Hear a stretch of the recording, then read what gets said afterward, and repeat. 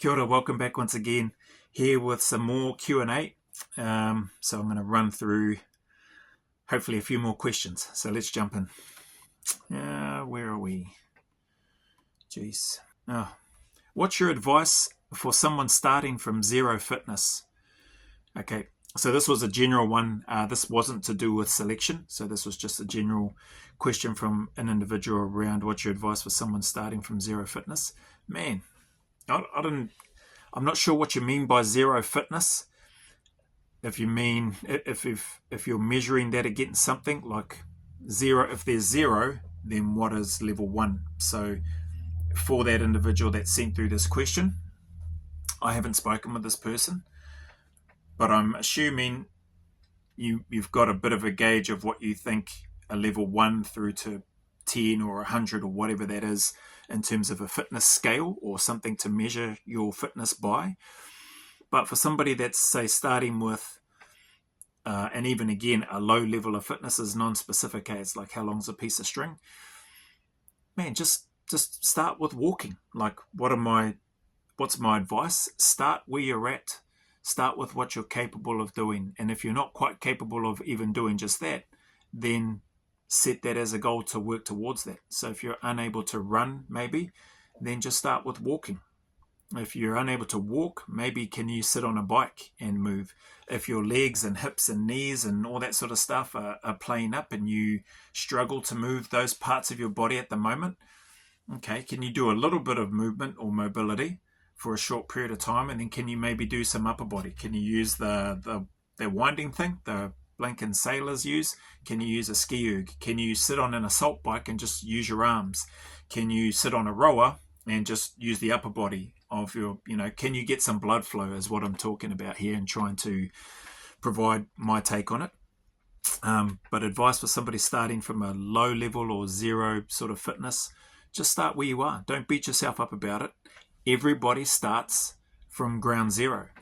Everybody starts with not having very good skills or coordination or balance or whatever you want to call it, no matter what we do. And I think I've shared this in other videos, everything's hard until it becomes easy. But it's only going to become easy if you keep turning up each day, if you keep staying in the fight. Understand that you're going to have some struggles, some frustration, some annoyance with regards to when you don't quite achieve what it is that you want to achieve or hit for that particular target or goal. And just persist with it. Be disciplined, consistent, and stick at it. Good things will happen. It always does. So everything's hard until it becomes easy. I know I've shared that before. So just stick at it. Start with where you are. Don't beat yourself up. Start, think big, go small, and trust the dominoes will fall. I think that's from the One Thing book. I think. Don't quote me on it. I could be wrong. But that stands out in my mind for whatever reason. The One Thing. Think big, go small, trust the dominoes will fall, and you'll be in a good place. So that's my whakaaro. That's my thoughts on that one. Did that one. No, we've already gone through that. It keeps coming up, How do I deal with self-doubt during training? I'll be honest here, maybe not the specific one. I know I've spoken about self-doubt and all that sort of stuff, and it was to do with selection. How do I deal with self-doubt during training? I'll be honest, I can't think of a time when I have self-doubt about training. Because my mindset is, like, if I don't make the time, so say, for example, I've got my pack on, and I'm like, I want to do 10 laps of Altair Lagoon. That's about 732 meters or whatever it is. It's 700 meters anyway. And I want to get 10 laps in under an hour or in under an hour 15. That'll give me 7 clicks or a little over 7 clicks, 7 kilometers. If I make it, awesome. If I don't, so what? I didn't make it today. There could be any number of reasons why I didn't make it on that day. I could have had a crap night's sleep. I could have had an argument. I could have just been lazy. Might have just not pushed hard enough when I could have. There's any number of things that could impact why my performance isn't quite where it needed to be or where I wanted it to be. So the self-doubt, dealing with self-doubt during training, the results will be what they're going to be. So have a plan, have a goal, yep, in terms of what you want to try to get through for that particular task. Yesterday, as an example, the 40 minutes pack march, I had planned on 30 minutes. I thought, okay, I haven't got another device because my phone, the other phone was blinking. It's rubbish anyway. But the other phone I didn't have with me, the phone that I was using to record on, which is this one, is positioned away, filming me while I'm doing it. And I think I mentioned I'll have to come over and have a look. But I didn't want to come over and have a look until I got at least close to 30 minutes. By the time I come over to have a look at it, I thought I might have been around about 25, 27 minutes or close to. Turns out I was on 40 minutes, so, or very close to 40 minutes. So I'd gone over. The self-doubt piece, like, I knew I would get 30 minutes. Whether I walked over to check the time and it wasn't on 30 minutes was irrelevant, because then I would have just gone back to the box and then just carried on stepping up until I meet the time. But again, I think people sort of overthink things too much at times, and that's the part. And maybe it's just because I don't explain myself well enough. So how do I deal with self-doubt during training? I personally, I can't think of times where I have self-doubt. I know, like, carrying a 41.9 kilo pack, I knew adding in an extra 2.5 kilos for this week, I know it's going to be heavy. I know it's going to suck. But that's where I'm at with my piece of training that I'm doing for me at the moment. So you just pick your bottom lip up, Joe, and put the pack on and then get moving. Like, you'll be fine. You've been here before. Just get moving. You'll be fine. Yeah, that probably doesn't answer the question very well. But anyway, that's all I've got for that one.